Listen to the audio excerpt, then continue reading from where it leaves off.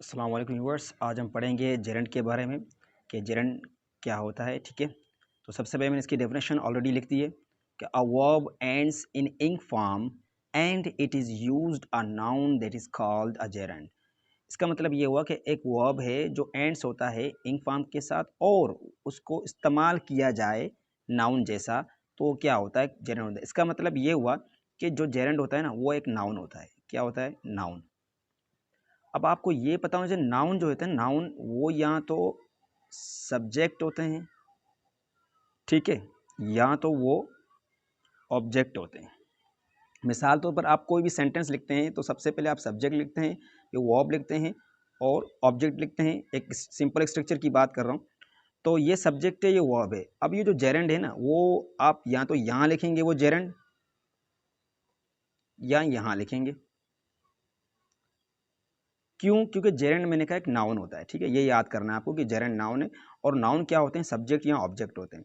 अब देखो, जैसे कि मैं अब एक जेरेंड लिख रहा हूँ तो उसको मैं ऑब्जेक्ट करूँगा। जैसे कि मैं एक जुमला लिखा मैंने, आई लाइक रीडिंग, मैंने इतना लिख दिया, आई लाइक रीडिंग। ठीक है, तो ये मेरा सब्जेक्ट है, ये वर्ब है, ये ऑब्जेक्ट है। ठीक है, तो मैं ये जो जेरेंट की हम यूज़ कर रहे हैं, ठीक है, जेरेंट के बारे में बता रहा हूँ कि ये नाउन होते हैं। ठीक है, वैसे सब्जेक्ट और ऑब्जेक्ट नाउन भी होते हैं, प्रोनाउन भी होते हैं, ये भी याद रखना है आपको। ठीक है, अब ये आई लाइक रीडिंग, अब ये जो मैंने रीडिंग लिखा है ये वर्ब नहीं है यहाँ पे। ठीक है, ये वर्ब नहीं है, मैंने कहा वर्ब एंड्स इन इंग, यहाँ पे जो वर्ब है वो इंग में एंड हो रहा है और उसको हमने यूज़ किया है एज अ नाउन। कैसे पता चला कि हमने नाउन यूज़ किया है? क्योंकि हमने इसको ऑब्जेक्ट की जगह पे लिखा है। इसी को मैं सब्जेक्ट की जगह पे लिख के जेरेंट कर सकता हूँ। जैसे कि मैं लिखूँ, रीडिंग इज माई हॉबी।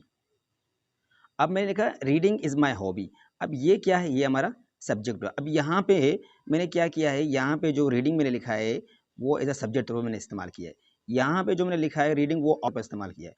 तो इससे ये पता चला जो जेरेंड होते हैं तो वो हम या तो ऑब्जेक्ट होते हैं, जो सब्जेक्ट होते हैं। तो जेरेंड नाउन जो हम पढ़ते हैं, ये जो जेरेंड है ये नाउन है, इनको हम वर्बल नाउन हैं, ये भी याद हो। ठीक है, वर्बल नाउन, इनको वर्बल नाउन भी कहते हैं, ये नाम भी आपको याद हो।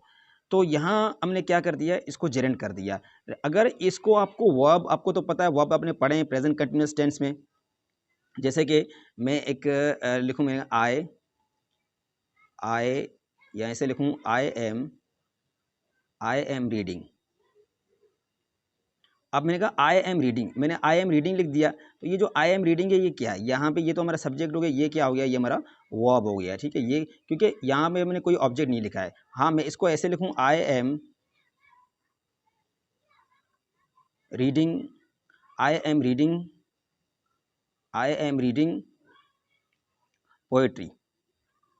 तो ये हमारा सब्जेक्ट हो गया, ये हमारा वर्ब हो गया, ये हमारा ऑब्जेक्ट हो गया। ठीक है, आई एम रीडिंग पोएट्री। यहाँ पे रीडिंग क्या हो गया, ये हमारा वर्ब हो गया। ठीक है, मैं अगर इसको ऐसे लिखूँ, आई लाइक रीडिंग पोएट्री। अब मैंने कहा आई लाइक रीडिंग पोएट्री, तो यहाँ पे जो मैंने फिर ये रीडिंग जो इस्तेमाल किया हुआ है, ये जो मैंने रीडिंग इस्तेमाल किया है, ये फिर मेरा क्या हो गया, ये जेरेंड हो गया हमारा। अब ये कैसे चेंज? क्योंकि ये सब्जेक्ट है, ये वर्ब है और ये सारा हमने क्या इस्तेमाल किया है, ये हमारा ऑब्जेक्ट है। आपने ये पढ़े होंगे, ये तो नाउन है, तो नाउन से पहले तो एडजेक्टिव आता है, ऐसा नहीं है, ये यहाँ पर जेरेंड है। ठीक है, तो अगर आपको ऐसा हो, जैसे कि मैं आपको ये बताऊं, जो ये जेरेंड है ना, ये इंक फॉर्म, ये तो वर्ब, यहाँ पे तो हमने इसको एज अ जेरेंड नाउन तौर पर इस्तेमाल किया, यहाँ पे हमने इसको एज अ वर्ब तौर पर इस्तेमाल किया। यही यही जो इंक फॉर्म है, ये एडजेक्टिव तौर पर भी इस्तेमाल हो सकते हैं। ठीक है, एडजेक्टिव तौर पर इनको हम इस्तेमाल कर सकते हैं। जैसे कि मैं एक जुमला लिखूँ आपके लिए, एडजेक्टिव के लिए जुमला जैसा लिखूँ, मैंने एक जुमला लिखा, I saw a swimming boy. I saw a swimming boy, मैंने कहा कि मैंने एक लड़का देखा जो स्विमिंग कर रहा था। तो यहाँ पे ये हमारा नाउन है, ये जो स्विमिंग लिखा है हमने, ये स्विमिंग यहाँ पे, ये हमारा एडजेक्टिव हो गया।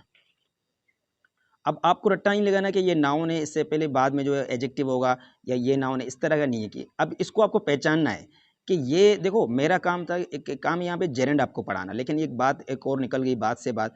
तो ये है कि यहाँ पर ये एक एडजेक्टिव है। आपको कैसे पता चलेगा कि यहाँ ये एडजेक्टिव है और यहाँ ये एक जेरेंड है? जेरेंड तो आपको पता चल गया कि नाउन होते हैं, ठीक है, यहाँ पे हमने इसको नाउन यूज़ किया है।